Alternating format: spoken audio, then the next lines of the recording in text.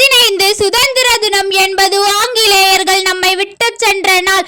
ஆனால் ஜனவரி 26 குடியரசு தினம் என்பது இந்தியா நமக்கானது என்று அதிகாரப்பூர்வமாக அறிவிக்கப்பட்ட நாள். சுதந்திரம் கிடைத்த போது இந்தியாவுக்கு என்று சொந்தமான சட்டங்கள் கிடையாது. ஆங்கிலேயர்களின் சட்டத்தையே நாம் பின்பற்றி வந்தோம். 1950 ஜனவரி 26 அன்று தான் டாக்டர் B.R. அம்பேத்கர் தலைமையிலான குழு உருவாக்கிய நமது இந்திய அரசியல் சாசனம் நடைமுறைக்கு வந்தது. மக்களால் மக்களுக்காக ஆளப்படும் ஒரு முழுமையான ஜனநாயக நாடாக இந்தியா அன்றுதான் மாறியது. அதைத்தான் நாம் குடியரசு தினமாக கொண்டாடுகிறோம்.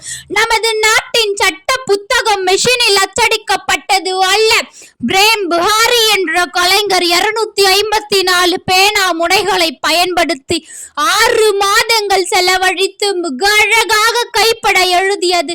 இதன் அசல் பிரதி இப்போது நாடாளுமன்ற நூலகத்தில் ஹீலியம் வாயு நிரப்பப்பட்ட பெட்டியில் பாதுகாப்பாக வைக்கப்பட்டுள்ளது. குடியரசுத் தலைவர் கொடியேற்றும் பொழுது 21 குண்டுகள் முழங்கப்படும்.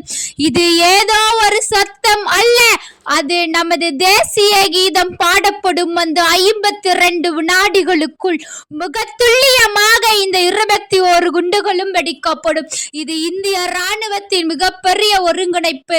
இன்று நாம் டிவியில் பார்க்கும் டெல்லி ராஜ்பத் அணிவகுப்பு முதல் குடியரசு தினத்தன்று அங்கு நடக்கவில்லை.